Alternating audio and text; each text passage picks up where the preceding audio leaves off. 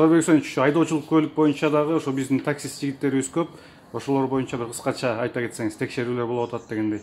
Айдоочулук көлүктөр боюнча Кыргызстандын жараны азыркы учурда данное время Кыргызстандын айдоочулук күбөлүгү 10 жылдык мөөнөтү бар күбөлүк менен перевозка пассажиров, таксиде, башка жумуштарда айдоочулук күбөлүк колдонуп иштесе болот. Же болбосо Россиянын мамлекеттик жанагы ГИБДД бөлүмдөрүнө келип, экзамен тапшырып, водительское удостоверение российского образца алып алат. Анан Кыргызстандын жарандардын көптөрү айдоочулук күбөлүгүнүн чеги жок мурдагы күбөлүктөр менен келип атышат бизге суроолор менен. Алар жараксыз.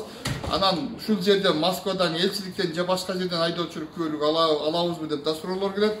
Ала алышпайт. Алар өздөрү гана барып Кыргызстандан жол кыймылынан жана ГАИден барып алса гана болот. Бул жерде айдоочулук күбөлүк берилбейт. Демек, Россиянын айдоочулук күбөлүгүн албай деле кыргыз правасы менен иштеше берсе болот экен. Азырынча болот, эч кандай чек коюлган эмес.